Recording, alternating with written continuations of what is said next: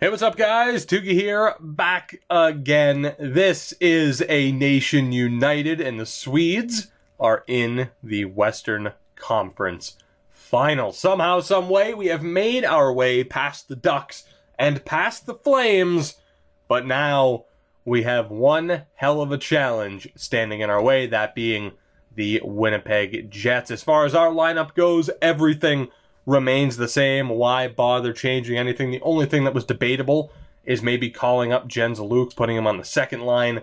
But we're going to keep him with Eriksson Ek and Kempe. That has allowed him to shine. He is the star of that line, at least offensively, so we're not going to change anything. But let's go ahead and take a look at our opponents, the Winnipeg Jets. You can see their ratings. You can see their star player, that being Patrick Kane. Pretty weird to see him in a Jets uniform. But let's take a look at the rest of the team. The top line, certainly interesting. We start off with Joshua Ho-Sang, who has 14 points this postseason. How many games have they played? 13. So 14 points in 13 games. His center is Dylan Larkin. And then, of course, you have Patrick Kane himself. Pretty dangerous top line. Although, what kind of Dylan Larkin will we see in this series? He was an up-and-down player for us in rebuilding Hockey Town. How will he do for the Jets in this episode? Second line, we have JVR with Sean Monahan and James Neal. Again, a great second line. Third line, Daniel Sprong with Mikhail Grigorenko and Timo Meier. My God. And a fourth line of Jacob De La Rose, Lance Bouma, and Gabriel Gagne. That's a hell of a team. That is one hell of a team. Not just the, I mean, you can look past the overall numbers and look at the individual stats too. That is a great team, man. Defensively, we are looking at a top pairing of Chris Bigras with Johnny Boychuk. Second pairing of Michael Del Zotto and Steven Santini. Third pairing, Kevin Gravel with Lucas Johansson. So, aside from the big name of Chris Bigras, there might be a bit of a weak point that we can take advantage of. The goaltending as well, not as impressive as you would think. They do have Nick Ellis, who did have a .935 save percentage, or does have a .935 save percentage through the postseason thus far. The backup, Anthony Stolars. They're not dealing with any injuries. Brandon Sutter and Jakob Verana are healthy scratches. We are 100% healthy, as you already knew. They're an offensive juggernaut. They really are. You would think the defensive ratings would be a bit more one-sided in our favor, but again, tough to say how they calculate out defensive ratings. It is kind of weird. But I can't hype this series up anymore. It is time. Let's get this underway. Game 1 in Winnipeg. I have no idea how this series is going to go, especially after looking at their team, but there is only one way to find out. First period here in Winnipeg, and that's a bit of a rough start now, isn't it? Rickard Rakell does get the opening goal of this series, but then 2 goals towards the latter half of the period. Mikhail Grigorenko and Dylan Larkin. All right, not ideal. We did get outshot 11-8, but down 2-1 at the end of the opening 20. Second period, can we help turn it around? And no, we can't. I said they were dangerous offensively. That is certainly the case. Patrick Kane and James Neal made it a 4-1 game. Jonathan Dahlen makes it a 2-goal game as we start the third period. Can our offense wake up? We have a huge power play opportunity that we can't score on. This game's over. This game is over. The amount of power play opportunities, man. And then Dylan Larkin makes it 5-2. The amount of power play opportunities that we just throw away in these playoff games is astounding. And that will do it for Game 1. I said I was scared of the Winnipeg offense. I have every reason to be. 5-2 final in Game 1. What kind of game? What kind of series are we going to get from Dylan Larkin? Well, in Game 1, he had a 3-point night. So that's scary. To be playing against that Dylan Larkin is scary as we drop the first game of the series. And we'll take a look at the power play lines and maybe look to shake a few things up here. The Rangers also have a 1-0 series lead on the Sabres. But, yeah, we are going to I should have taken a look too at who took the penalty and how we didn't take advantage. But yeah, we're gonna need to change something up here. Absolutely. As far as what that's gonna be, I don't know, because you would think that the players we have here would be good enough to get something done. But that apparently is not the case. I don't even know what to switch. I don't even know what to switch. Let's put Alex Nylander. Swap him out for Arvidsson. I know Arvidsson's a lefty, and then maybe bring in Dahlin? Maybe. So maybe take out... Yeah, let's see if we can take out Victor Arvidsson. Maybe get Jens Luke up on the power... Yeah, you know what? Fuck that. Let's get Jens Luke on the power play. He's been great. Not the Burakovsky and Arvidsson have been alright this postseason, but we need something to kickstart our power play efforts. We need something. We're going to put in Jonathan Dahlin as well. So I'll have Nylander, Raquel, Dahlin, Forsberg, Nylander, Luke? Or maybe not. Maybe not. What do I want to do here? Because I don't necessarily know if I want another right-handed shot. So I could... What could I do here? What could I do? Hold on. I have to think. I have to think. Like, all of our best players are righties. That's the problem. The Nylanders, Ricard Raquel. We got to figure out something here. We have to figure out something here. Is there anybody else I'd want to put on the power play? I mean, you could argue Kempe and just have him sit in front of the net, but you can't exactly tell them to do that on this game. So let's see. We could have Luke. Let's go... Yeah, let's go with Forsberg, Raquel, Nylander, and then have Nylander with Dahlin and Luke. And we'll see how that goes. A minor, not necessarily minor changes, but some changes to the power play lines after dropping the first game. Not going to do anything with the main lines. No reason to change that up yet. Let's jump right into it. Game 2. Again, to take one of these two games on the road would be crucial. Is crucial, flat out. So let's see if we can get the job done here. First period of Game 2. And it's Patrick Kane. All right. That's not ideal. And again, we were outshot. I took a shot at their defense. They're proving me wrong. Second period. Scoreless, 11 shots through 2 periods with our offense. That is abysmal. Third period, let's go. Right now, we are just getting shut down by Winnipeg in every aspect. In every aspect. 11 minutes to go in the third period of Game 2. Can we please get back on the board? Oh my god, we are in trouble. Nick Ellis might just shut out the Swedes. Correction, Nick Ellis did in fact shut out the Swedes. It's a 1-0 loss in Game 2. And it was actually Stolarz that was in. It wasn't even Ellis. They put in Stolarz. Oh my god.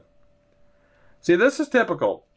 I am scared of a team. I look at their lineup and start to get a bit of confidence, and then they just wipe the floor with us as I originally thought that they would have, as they outscore us 6-2 over the first 2 games of this series, and we head back to Stockholm in a pretty tough predicament. The other series in the Eastern Conference tied up at 1 game apiece. What the hell can we do to fix this? What the hell can we do? Now, the top line is still working well together. Second line hasn't been terrible. Dahlin has 5 points, but he's a minus player. All right, maybe... You know what? Let's swap Luke and Stromwall, and we'll see if that works. That's the only change we'll make for now, at least offensively. Defensively, Liljegren is still a minus player. As frustrating as that is, he just hasn't gotten the job done. What's really frustrating, too, is he's only 21. He's only 21. But it's just not happening. The problem is the Anderson and Forsling pairing are working pretty well together. So we're going to swap Hedman and Bengtsson. We'll make them the new top pairing and try to get some different matchups for Lindholm and Liljegren. And we will hope for the best as we head into Game 3. And you know what? I mean, I don't believe team strategies to really do anything in-game if you're not playing. But for the power play, let's change it to shooting.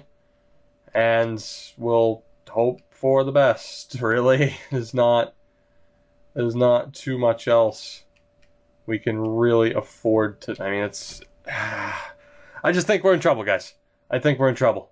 Do I think we have the better team? Yeah, I do. But it's just a bad matchup for us at this time. I don't know why, but that just appears to be the case. The series isn't over. We could very well win this game. But if we lose this game, I'd say it's over. So let's get a win here on our home ice, please. First period of Game 3. And hey, we scored a goal. That's nice. Ricard Raquel in the opening minutes scores on Nick Ellis. So the goalie carousel for Winnipeg continues. But a backbreaker of a goal. We outshot them 18-9. Doubled them up in shots, but with 6 seconds to go, Daniel Sprong scores to tie this game. That is a backbreaker for them to get a late goal like that. Oh, that's rough. That is rough. Second period, though. Can we restore the lead? No, we can't. Oh, God. I knew that Sprong goal was going to be trouble. Patrick Kane scored 37 seconds into the period. Mikhail Grigorenko makes it 3-1. Kempe does get a goal back. 32 shots to 19, but we are down 3-2 as we begin the third period here of Game 3. A loss here would signify basically the end of this series. I joked Jets in 3. It might as well be. De La Rose scores. Eriksson Ek brings us back to within 1. Oh my God. All right, 6 minutes to go. 6 minutes to go. Please, Nylanders, Forsberg, somebody, Hedman, or James Neal can score the empty netter, and that will do it. 5-3 final. The Daniel Sprong goal, the catalyst for the comeback. Adrian Kempe, Eriksson Ek, and Stromwall were your 3 stars, but it wasn't enough. It wasn't enough. The Winnipeg Jets have a 3-0 series lead and are 1 win away from sealing their spot in the Stanley Cup Final. The Buffalo Sabres have the 2-1 lead on New York. And in the AHL, the Charlotte Checkers have a 2-0 series lead on the Ontario Reign as well. Not good. Not good. It was a big year for our franchise to have both teams make it to the conference final. But right now, it's just falling apart on us.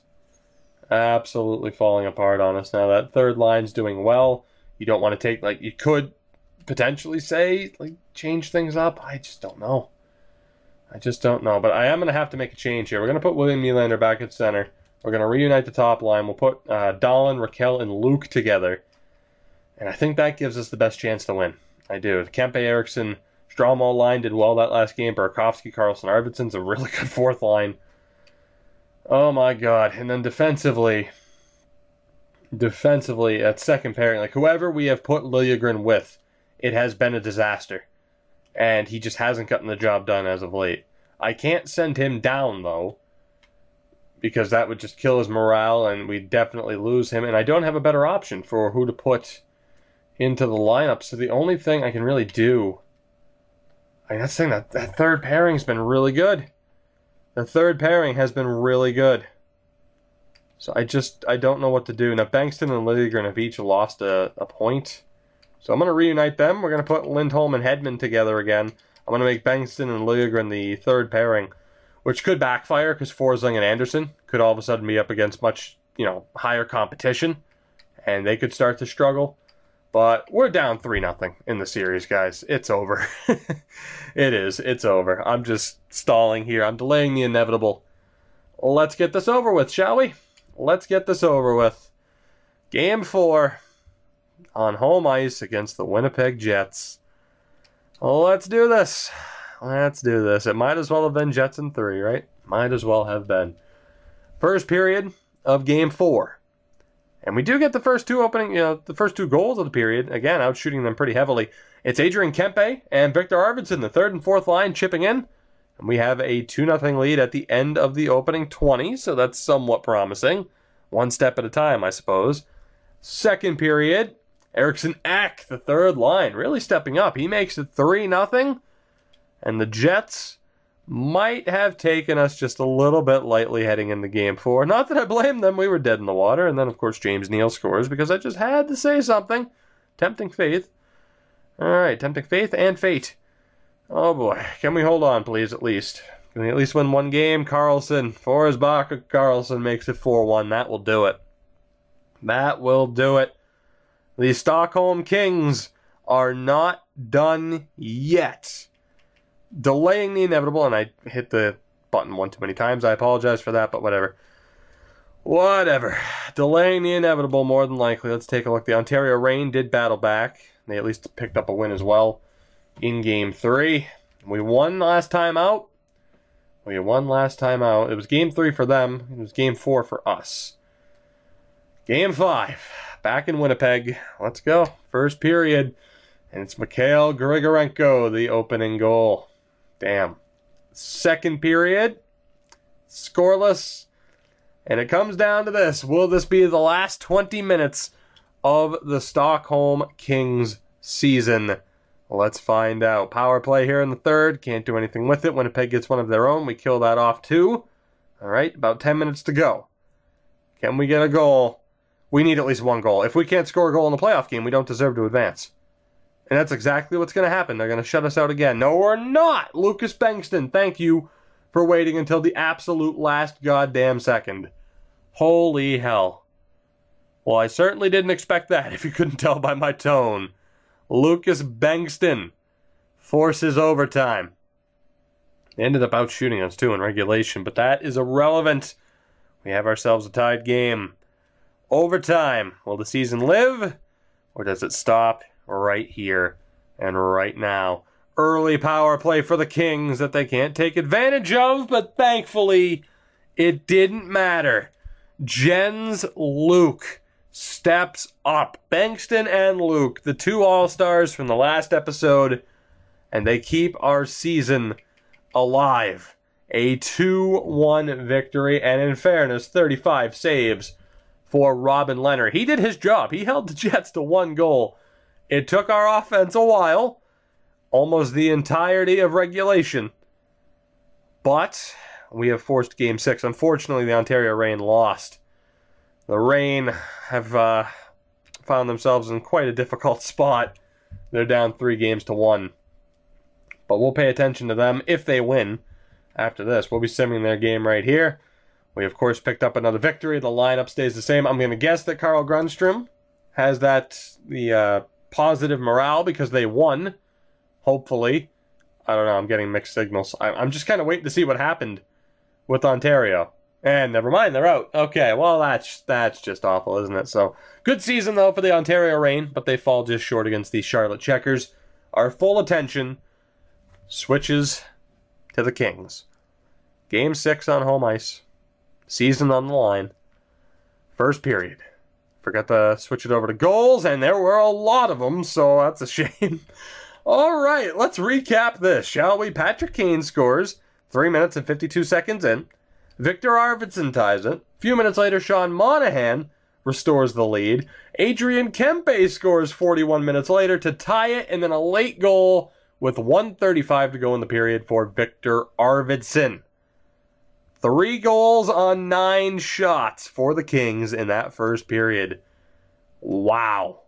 Kane, Arvidsson, Monahan, Kempe, and Arvidsson again with his second goal of the game. Crazy. Second period, will it be a letdown or will this pace continue? It'll be a letdown in more ways than one. Timo Meier scored 47 seconds into the period to tie the game. That was the only goal of the period. We managed to get 6 shots. That's not exactly a way to follow up. After scoring 3 goals on 9 shots in the first period, you could only muster 6 shots on goal in the second. Wow. How does that happen? How does that happen?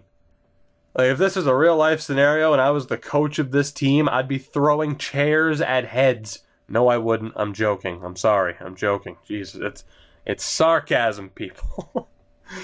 My God. But yeah, needless to say, they'd be getting quite the speech right about now. Season on the line. Third period. Let's go. It is tied, in fairness. Anything can happen. Does the season end here? We have another power play, but of course we're not going to score, and then James Neal scores immediately after. Lovely. Does the season end here? Alex Nylander scores, or do we force Game 7? There we go, I finally said it. Timo Meier scored with 2:14 to go. Fucking hell, that's it, isn't it? Yeah. God. We didn't deserve to win. We didn't deserve to win. James Neal and Timo Meier. Timo gets the game-winning goal, the series-clinching goal. Alex Nylander put up a fight. But that will do it. That will do it. As the Stockholm Kings fall in 6 games to the Winnipeg Jets, who move on to the Stanley Cup Final. Tremendously disappointing. We didn't deserve to win. We didn't deserve to win. Flat out. Power play wasn't good enough. Just never converted, seemingly. I mean, of course, when we hit the A button December period, we have no idea. But Philip Forsberg with 9 points. You need more. It was a bad season for Philip Forsberg. You need more than 9 points in 19 games for him. In fairness, he hasn't been a playoff performer. He hasn't been a playoff performer. Of course, he hasn't, been to the postseason really with us at all. So, but still, you need more than 9 points. You need more than 3 goals in particular. William Nylander, 12 points in 19 games. Not awful, but you want more. Same from Alex Nylander. That top line wasn't good enough. They weren't together for the majority of it. 7 points for Dahlin. Rickard Rakell had 11, so that wasn't too bad. Jens Luke, 9 points, did pretty well. But some players, really stepped up. Others didn't. Others didn't. I mean, the top pairing, no goals for Hedman, only 1 goal for Hampus Lindholm. Forsling and Anderson, they're more of a shutdown pair, if anything, so I was fine with them. But Liljegren, Bennington did fine, but Timothy Liljegren, tremendously disappointing. Tremendously disappointing season. Postseason for him. Season in general, too. And then Robin Lehner, a .921 save percentage. He did his job on most occasions. The team just, even though on paper it looks like they'd be good enough to get it done, even some of the lower overall guys like Luke, the attributes are there. It just wasn't enough. It just wasn't enough this season. But, oh well, right? Hey, we made it to the Western Conference Finals for the first time, right? That's something. That's something. We have to at least look at it that way. This team made some good strides this season, and who knows what next year brings, potentially, and as far as offensive recruits go, so to speak, with Elias Anderson and Elias Peterson. But there you have it. We lost to the eventual winners in both instances. Winnipeg and Charlotte both go on to win silverware. So that's a bit bittersweet. That stings a little bit for sure. Of course, we know the Winnipeg Jets team, so we don't have to go ahead and look at their team, which is nice. Saves me a bit of time. But there you get the NHL bracket. And the AHL bracket, for those who care. Charlotte beat the Marlies in 7. Winnipeg beat Buffalo in 7. Let's go ahead and take a look here, though, at the awards. Malkin wins the Art Ross and the Hart. Chris Letang wins the Norris Letang in Washington. Interesting combo. Malkin, more hardware. Robin Kovacs, who is available to us, wins the Calder. Joshua Hosang, the Conn Smythe. Devin Dubnyk. I'm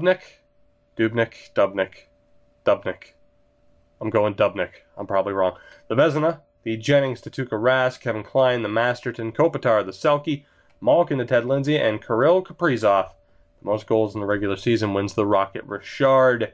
We'll take a look down at the AHL level. Troy Terry takes home some hardware. Danielson as well. Terry, David Quinville, Oscar Dansk, Eli Tolvanen in Charlotte. Interesting. Klaus Dahlbeck and Parsons. I'm guessing that is Tyler Parsons.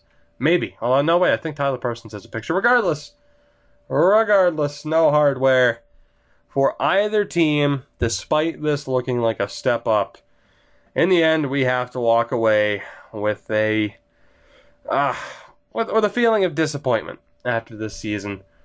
But guys, that'll do it for this one. In the next episode, we move on and we begin the start of the next year with the draft. I don't know what to expect with the draft as far as the amount of picks that we have, players that will actually be available to us. It is very tough to say. And what kind of progression we'll see from some of our players that we already have. Maybe there'll be a big-time free agent.